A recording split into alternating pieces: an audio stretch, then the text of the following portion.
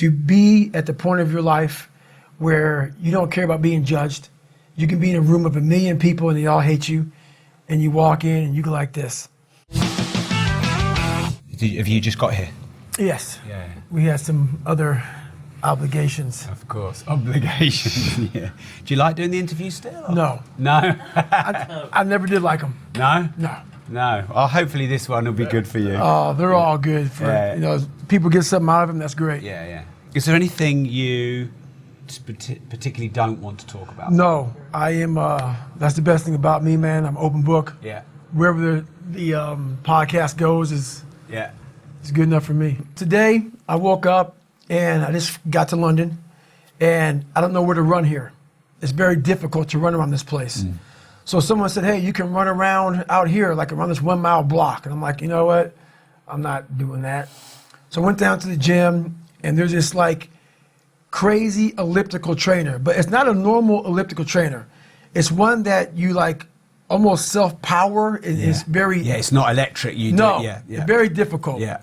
So I got on that thing and I realized, man, this shit sucks. And after like 2 minutes, I'm like, I don't want to do this. So right then I realized, it looks like we're going to be here for a while.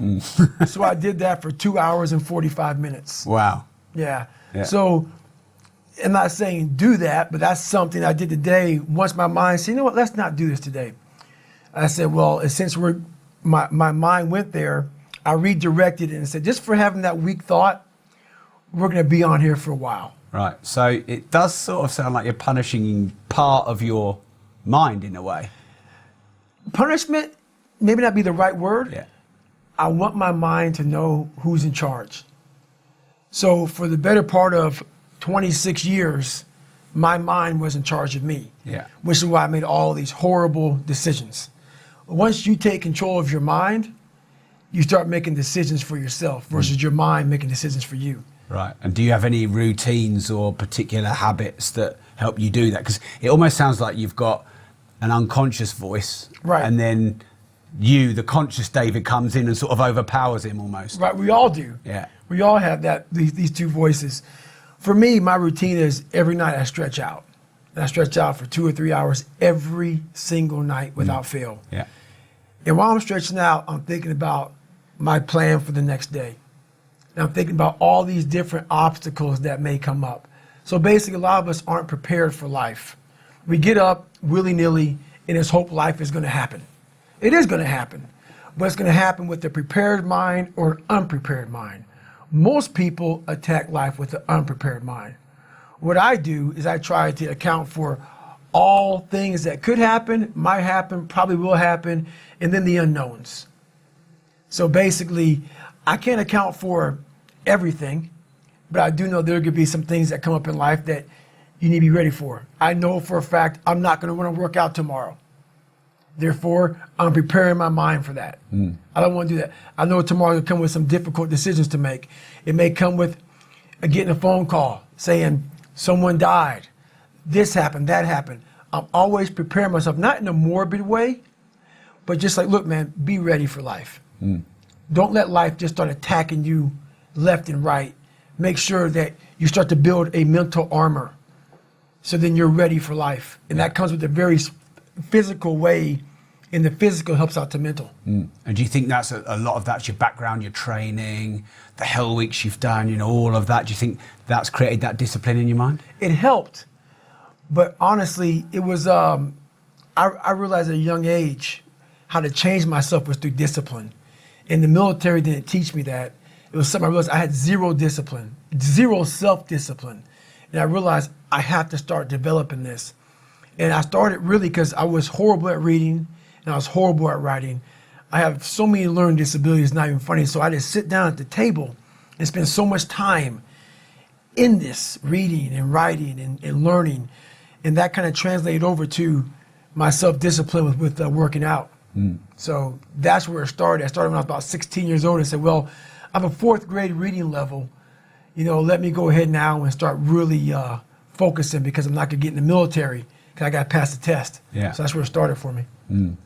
I think that's another thing why you've been so popular is because you have these great strengths, but you share what happened with your dad, you share what happened with your reading, your dyslexia, and it's almost like, yeah, I know my strengths, but I know my weaknesses and failings and vulnerabilities as well. Right. And you kind of own both. Right. Do you think that's important? Very important.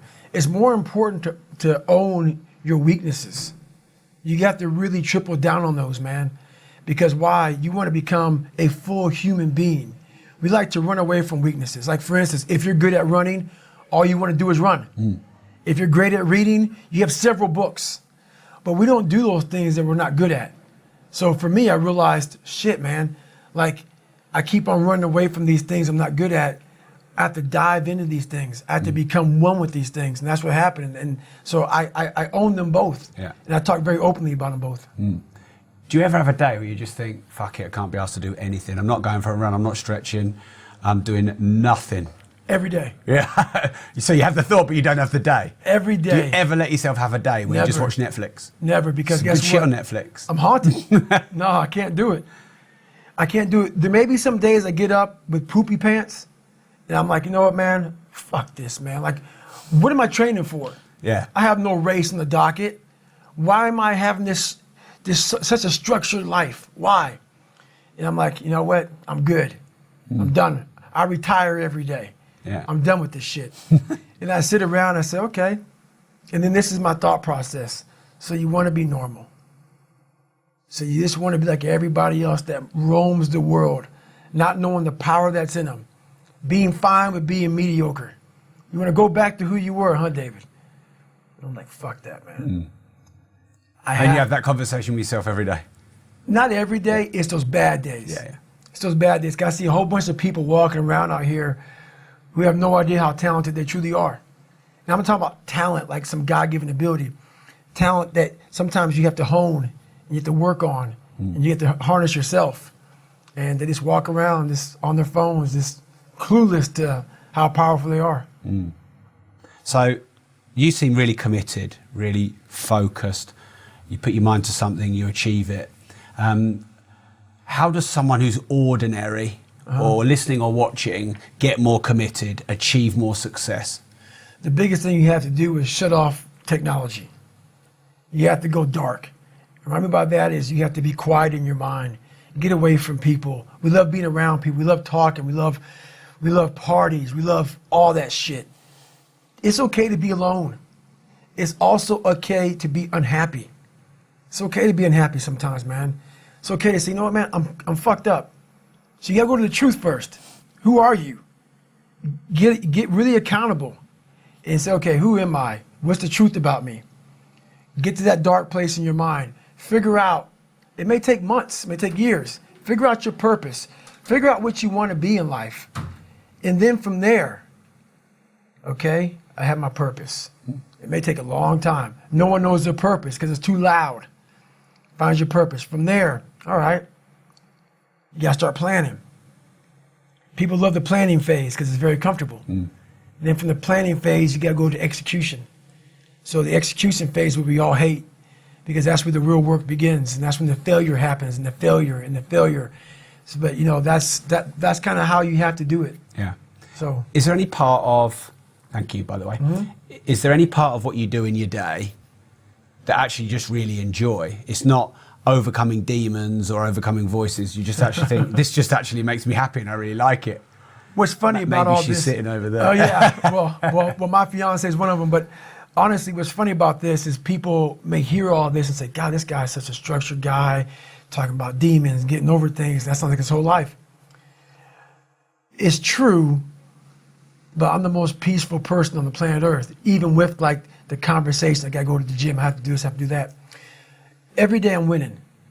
Every day I'm winning the other voice in my head. So I'm at peace with myself. The things I do for fun are like me bettering myself. Yeah. I love sports, I love watching sports, but I also love accomplishing and overcoming myself every day. Because every day is a battle. Every day is a battle because your mind wants to choose the path of least resistance. Every day. But you don't become better by ever doing that. You become normal. And I don't want to be normal. So it may not be a life for everybody, but I find a lot of peace in not being normal in my life. So if you could define happiness for you, maybe we did there, but if you could define happiness for you, what would that be? It's overcoming yourself. Yeah. At all costs, whatever that takes. To be at the point of your life where you don't care about being judged. You can be in a room of 1 million people and they all hate you, and you walk in and you go like this. Not because you're angry at them, because you know yourself. Inside and out, and you know that you've put yourself through hell to be where you're at today. You've walked the walk, you've talked the talk, and you've walked the walk. And that's, to me, what it's all about. It's all about putting those boots on the ground and getting after it every day. And once you do that, you have a feeling about yourself that no one can ever take away or even understand. Yeah. So your book, Can't Hurt Me. I find the title really, I think it's a great title. And forgive me if I'm being a bit bold here, but I felt like it was a great title because I did feel like you were quite hurt. Oh yeah. With what happened with your dad, your upbringing. I felt like you were hurt. Right. And so there's this paradox of, look, you can't hurt me because I'm owning my life. Right. But I felt like you were hurt. Oh yeah. Life beat me the fuck up bad. I mean, I was knocked out in the 12th round of a 15-round, heavyweight bout. I was knocked out. But what happened was, in the 12th round, when the challenger turned his back on me, I was getting the fuck up. And I got up and won the next 3 rounds and knocked that motherfucker out in the 15th round. So that's my mind about Can't Hurt Me. I was hurt, man. Like, literally, I had to overcome so much those first 26 years of my life, and I still do every day today. It's not over. No. But the mentality of Can't Hurt Me is just that. No matter what's in front of you, man, you have to face, you have to confront, you have to overcome and move forward. So my father, some of the kids that bullied me, my learning disabilities, all these things I went through in life, stuttering, has so many different issues, failing and failing and failing, I had to overcome them. Or they would have overcame me. So I'm a real believer, sorry to just jump in, but I don't want to forget this point. I'm a real believer that who we are and how we're living our life is, to a certain degree, trying to overcome the voids we had as kids, right, and how we were 100%. raised. And like, I feel like that story of all the pain you experience, that is who you are. Yeah, those scars are real. Those scars are proof that, your past is real. So they're never going to go away. I own them, but I'm proud of my childhood. I'm proud because without all of these lessons in life, and everybody says this bullshit, I mean it. I mean it, because I was able to look at my childhood and how I grew up as the ultimate training ground for my life. There has to be some people on this planet Earth who have my mentality. As gross as it is to some people, and as far off as it is and not understood, there has to be some people like me on this planet Earth. Has to be some warriors out there that are able to take this mindset and do something with it.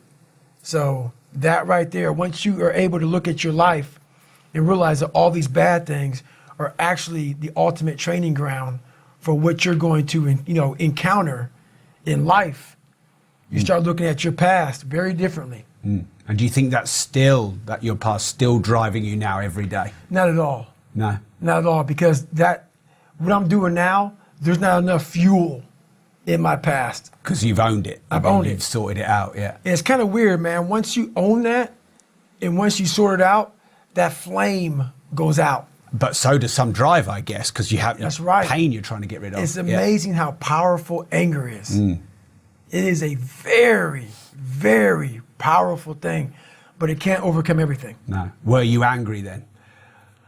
I was angry once I was able to uncover the rug. Yeah. And look at all these different shells that I collected over the years and say, wow, that fucked me up. And that one fucked me up even worse than that one. And shit, that one was real bad. And because what happens is when you start to collect all these shells, and these shells are bad things of your life, and you put them in your nice treasure chest and you hide them, because it reminds you of where you were at, but you don't want to visit them all the time. When I started visiting these shells, I was like, my God, man, it was a tough way to go. But now looking back on it, man, I don't have any more shells. So now you have to learn to, now what's your passion? Yeah. So now my passion is still trying to find out what is left, what is more. Can I be driven without the anger? And I can be. And what is left and what is more for you? I've only dissected 44 years of my life. While I'm still living, I'm still in my live autopsy. So, you know, right now, until I'm dead, I'm still examining human potential. How far can the mind go? How far can we go as human beings? So that's, you know, I call myself the Stephen Hawking's of the mind. You know, he was obsessed with everything he ever dove into. You know, the guy couldn't walk or anything, you know, so he was like, the mind, that's one thing he didn't want to lose. And I became obsessed with it because it's the one thing that controlled me. So I became obsessed with this. What is this fucking thing up here that just has me on a tightrope and just walks me into all these horrible decisions I make and makes me feel so pathetic and weak and insignificant and dumb and stupid and everything. I got to get control of this thing. But it's amazing that once you get control of that thing, how far you can go. And what sort of things are you doing to get control of your mind? Is it still these fitness challenges and things, or is it? Fitness challenges are part of it, but it's mostly now really, I'm big into visualization and also self-talk. But also like, where do I want to be in life? Where do I see myself? And then I start making these plans and how I'm going to get there. And I don't deviate from that plan. So that's kind of how I do them now. I mean, it's a lot more to it than that, but it's a lot of quiet time. I shut out a lot of noise. I only have people in my life that need to be there. If you don't need to be in my life, I'm not about acquiring more friends. I'm not about noise. I'm about, okay, are you trying to go somewhere? You can jump on board. If not, I don't want to hear all your problems. You have a solution for your problem. That's what I'm all about right now. So I'm not about whining, bitching, complaining. I'm about, okay, we need to go this way. So that's the biggest thing. You said earlier that, and I might be paraphrasing the words about, you know, you want to find other crazy people on the planet, you know, these other really people who want to figure out the mind, people who want to do amazing things. Right. Have you met many people like that? Have you got some people that you look at that and you go, yeah, you'd be an adversary to me. You'd bring out the best in me. I forget his name, and I'm not trying to meet him anytime soon. That's not it, but I'm fascinated with the guy, Free Solo. He's another guy very similar to me, even though I'm not climbing rocks like he did. He has a passion to do something, and he's in at all costs. And what he was doing, what he did, I'm not so impressed with what he did. I'm impressed with how he shut the whole world out when he was doing it. He didn't care about, to me, this is how I see it, and I may be totally off. I'm not trying to speak for him. I don't know him, so let me make that clear. Yeah. To be able to pull that off, you have to be willing to accept death. You have to be willing to accept you're not going to see your loved ones anymore. You can't care about your loved ones when you're on that rock. Nothing mattered to him but that rock. Those people fascinate me. Those people who are able to put themselves in a place like that, and very few people understand that. To want something so badly, I'm not saying that, because I don't think he believed that he was going to die. I don't. I believe that he was willing to sacrifice everything to pull that off. Those are the people, and there's very few people like that who are willing to say, you know what, man, you don't get me because your feet are nice and firm on the ground, and that's where you want to put them. But for me, there's more to life than that. And for him, that lasted, I don't know, 3-4 hours. I'm not sure how long that took him. I don't know. It took him a while. It's over now. He risked everything for just a few hours on a rock.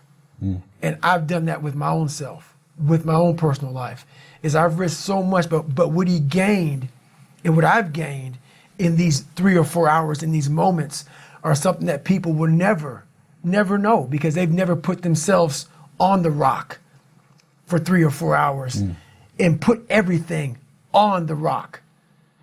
And that's something that very few people can understand. So they think he's crazy. And those are the people I can't talk to, because it's not craziness. He found something like I found something. I found this. I'm exploring this. He was exploring this. He explored it on the rock. I explored in different venues. So those are the amazing people. That's what I find amazing, who are willing to say, look, honey, I love you, but you have to understand something. I have to go away for a while here. I may not be with you all the time because it takes 100% focus to pull this off. I need quiet. I need dedication. I need sacrifice from myself. And I need full support because it's going to cost everything to do this one thing that takes 3 or 4 hours. That's the dedication I'm looking for. Right. And that's the dedication that does not exist in this world. Does not. When you say does not, except him and you? No, I it's hard to find. Yeah. So when I say does not, it's like this. You mean It it's does. rare. Yeah. It's so rare that you might as well say it doesn't exist. Yeah. I mean, literally, like, especially nowadays. But the fact that it's rare makes it special, doesn't makes it? it very special. But what makes it so crazy to me is so many people have that ability. They haven't taken the time to see what they want in life. Therefore, he's crazy. I'm crazy. They put a title on us. You know what a title does to people? A title is the greatest separator of all time. It allows you to go away in your comfort zone saying, he's just nuts. He's special. Special person. That gives you a get out of jail free card. You can go ahead and be normal now because we're special people. No, we found what we want in life. That's all it is. That's all it is. And very few people, they're all confused. Life's confusing because they make it confusing. So when you say, I'm fascinated by this bit, you said, you know, the sacrifice, the quiet, the obsessive nature to climb the rock or to run as far as you do. And the thing that you gained, what was it that you gained in those few hours of doing those amazing feats? What do you gain? So in the first 100-mile race I did, I wasn't prepared for it. And I won't go deep into the story, but I detail it well in the book. Basically, I ran 101 miles in 19 hours and 6 minutes unprepared. Shit on myself, pissed blood down my leg, had 30 miles to go. Horrible, worst pain in my entire life. In that 19 hours and 6 minutes, and that's all it was, I lived 100 years. I was able to pack 100 years in 19 hours and 6 minutes. All the emotions, the highs, the lows, the trauma, the failure, the success, the victories, everything you can put in a life, I put it in 19 hours and 6 minutes. And the beauty that comes out the other side of that, what happens in that time frame when you're at mile 70 and you're all fucked up and your body is destroyed and you have 31 miles to go, and you're now 31 miles to go, you're in the worst shape of your life with 31 miles to go. It's in that 31 miles that I was able to crack open another part of the human mind, a part that very few people are able to examine because why? They're not willing to go there. Like back to the rock. I guarantee you, when he was climbing that thing and he had ropes on, he was thinking, shit, man, I can only imagine this is going to be with no ropes at all. Making some of these moves that I'm falling with ropes. You have to go to a different focus. The focus has to be so heightened that very few people, they even understand that, but they have it in them. They have it in them to go there. But you have to go to a place of fear, of suffering, of pain, of doubt. And that's when your mind, if it knows it's not going to quit, it opens up. And once it opens up, that's my 40% rule. Once you can open your mind up when it knows it's not going to quit, it finds more. It finds more focus. It finds more power. It finds more drive. And that's what gets you through the 31 miles. That's what gets him so hyper-focused on that one little nodule to put his finger on. And that's what you find in those moments. But without those moments, you don't know what you're capable of because you're living a very structured life without risk. And do you think it's changed you as a person, having opened that part of your mind? Is it like something that you've seen that you can't unsee? Is it addictive? Is it something a place you want to go back to again? It's not addictive at all because you don't want to live there, but it's definitely a place that makes you look at people very differently. Because once you see, it's different if I was born with a silver spoon and everything was given to me and life came easy, but knowing where I came from and where I'm at now, just because I was able to crack open a few more doors, that's what's disappointing for me, for other people. You know, so it's not that I want to live there. I know I can go there. And once again, I know other people can go there. So I guess that's the thing with me is I know I have the ability now to go to a place that's very, very hyper-focused, that I can accomplish some pretty amazing feats. Not because I'm amazing, because I allowed my mind to be open-minded for the possibilities of what can I achieve. I'll let you have your sip of water. Right. Emotions. You talked about your mind. Is emotion and how you feel, do you see that as the same thing or different? And have you tried to control how you feel, how you react to people, anger, jealousy, hate, you know, whatever, and trying some kind of mastery of that? Do you see that as different to the mind? Jealousy, 100%. You have to, if you're jealous about anything, that is a horrible thing. Anger, I've done really well with controlling it nowadays. Back in the day when you're insecure. So all this stuff comes from conquering yourself. Once you feel good about yourself, all the anger, not all of it, we're human. Jealousy, these things start to really go away. She's like, you know, I'm good. Yeah. I'm good. When you're full, you don't need other people to fill right. you up because you're full. That's right. I think a lot of people, they like need people's respect, they need people's opinions, they need people's attention, they need people's love because they're empty. That's right. And they're trying to fill themselves up through other people. But no one can live to your standard, Exactly. so you're always going to feel empty. That's how I used to be. So it created me lying, it created me being a dishonest person, whatever I could do to get it, to get whatever it was. But back to your question about emotion, I'm a very emotional person.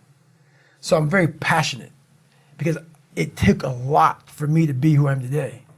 So I'm very emotional. Yeah. But it's just the passion in me about the sacrifice I put into being who I am today. So. And sometimes that spills over, sometimes you lose control of it. It's not losing control, I allow it to go. So I got this award for the VFW called the Americanism Award. And I'm speaking in front of like 5,000 veterans. And I get the award and I'm thanking people and I turn back to my mom and I look at her and for 58 seconds just cried. Because I had a chance at that time to look and see what I've accomplished and where I came from. And I wasn't trying to hold it, but I had to get myself together to give my speech. But it was a very proud moment for me to be able to reflect and say, okay, man, like, you know, you've, not like I've earned that right to cry or to be emotional, but it felt good that literally I grinded myself into a fine powder to get where I'm at today. And it just came out in that way.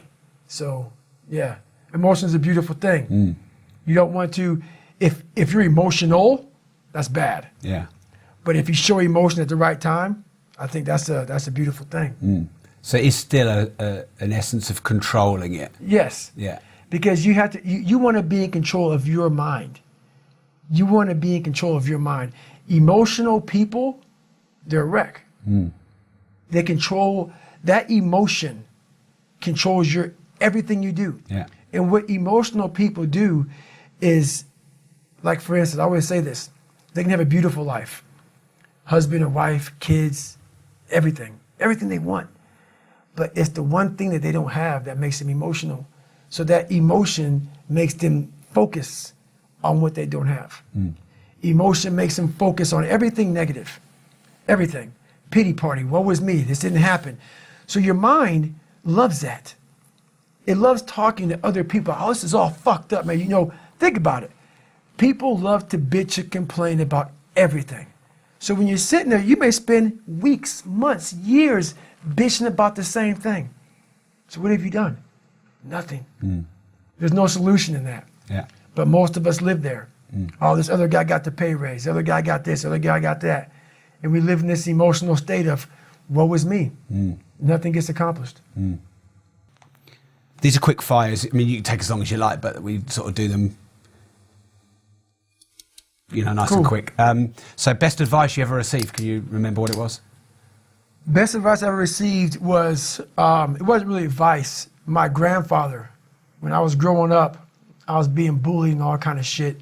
My grandfather looked at me and he said, you know what, man, you're not going to amount to shit because of how you hang your head. That's all he said. And as true and as real as it was, it hurt. And a lot of us, what we do is we hide from the truth.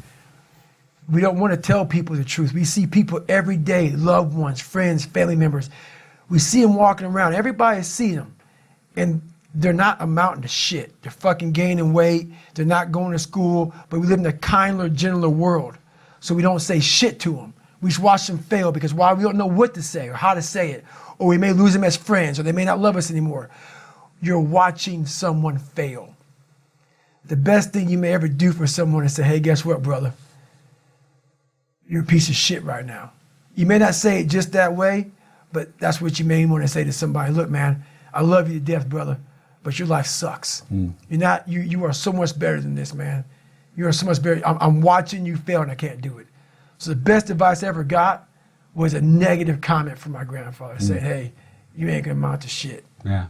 And he didn't mean it in like a mean way. He meant it as honestly. You're allowing this world to kick your fucking ass. And it's going to if you keep on letting it do it. And it stuck with me. It stuck with me for a long time. Is there one thing maybe in the world that you think is really wrong that you'd like to change? Yes. What's really wrong is the softness of this world. Everybody's not a winner. There is failure. There is tons of defeat. We have to get that back. That's growth. That is growth. We have to, everything everybody has, I'm glad everybody has a voice. There has to be structure in the world again. There has to be accountability. Everybody's not right. Everybody's not right. Kids are kids, and it kind of stems from there. People have to get a little bit of toughness back, a lot of toughness back, because the backbone of this world is built off of toughness. Not like I got to go out there and do push-ups and pull-ups and shit like that. It's not about that. Toughness is accountability. You're not always right. There's so many things I can say about this. The world has gotten very, very soft. Any particular areas? And all of us. All of us. It's easy nowadays. We're so technology is so fast. No one's even going to the library. Why? Google the shit. Everything's easy. No one's ever cold anymore. No one's ever hot anymore. Everything is exactly the way we want it. Everything is exactly what we want it, when we want it. And that's how the world is. Everything is at our fingertips. And that causes you not to use the most powerful weapon in the world, which is your mind. Everything is easy. So when things get hard, how the hell can you rely on your brain when you don't know how to because everything's so easy? Yeah. So we're not utilizing it enough because everything is just there. Yeah. So our brain starts to fail. I sense that in my mind a lot. You get comfortable with things.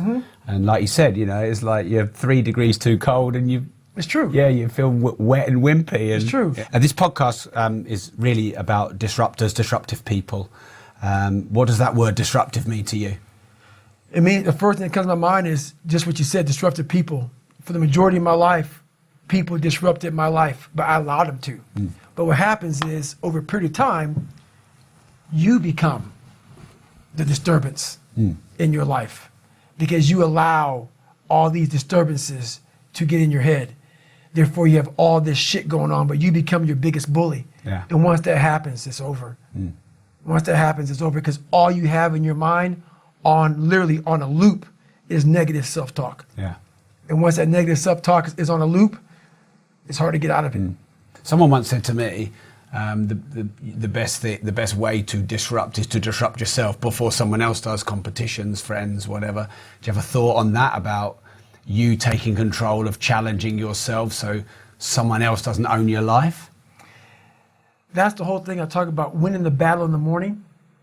So every morning I wake up, I believe in winning the battle against yourself. People say, why do you say that? Because there's a lot of things you can control. When you wake up, I talk about making your bed. make your bed, make sure your house is clean, make sure you get your breakfast, make sure you shower, shave, whatever you're doing, control that. Don't hit the snooze button. All these things are very important. That's been told a lot of times. Why don't you hit the snooze button? Because you wake up already failing. You're already behind the power curve. So what happens when you hit the snooze button? You may not make your bed. You may not do your hair the way you want it. You may not pick the right clothes out in the morning time. And I go back to this real quick. Remember how you had a job interview for a job? We've had several of them in our lives. What did you do the night before that job, weeks before the job interview, when you knew you had it? You prepared you had a bowl out for your oatmeal, your cereal, whatever you had in the morning time. Your coffee cup was out. Your clothes were laid out. You studied, you rehearsed, you were ready. You brought your best self. You were going to war with yourself because you wanted that interviewer to see your best self. You won. You got the job. After a few months in that job, you look around. I got the job. You start to back off. The clothes aren't out. You're not ready. You're hitting the snooze button. You don't get up on time anymore. You realize that you can still have this job and not be your best self. The interview you is gone. Your job is gone. You have your job, but the interview you is gone. So winning the battle in the morning time is just that. It's that you wake up in the morning time and you own all this stuff, because once you leave your house, the world then gets at you. And that's why I believe in not getting up in the morning time and checking your phone immediately. Everybody does that. They get up, the first thing they do is they grab their phone, look at the phone. Maybe bad news on there. So how's your day start off? I don't go to the gym. I don't make my bed. You're caught up now on that phone. That's how your day starts. You lost control. So once you win that battle in the morning time, then once you go out, now you've won. You go outside your house, you may lose your job. You may have a bad hit, but you won something. So you're going into battle having already won something. Having already won. So then if you hit the snooze button, you go out, you're just defeated already. You're behind the power curve. Now you've won something. You feel better about yourself. So now you're able to take these hits along the way. Yeah. So that's the mindset that I think it's important to bring with you every day you go, everywhere you go in life. Win what you can. And that is a good way to end the podcast. Just to finish, where can people follow you? Where would you like to send people? So I'm on Instagram, I'm on Facebook, I'm on Twitter. It's just at David Goggins. Yeah. The book I self-published, obviously. Can't Hurt Me. Can't Hurt Me is the book title. And it's on Amazon. It's on Audible. Yeah. Those are only two spots, right? Amazon, Audible. iTunes. iTunes. Yeah.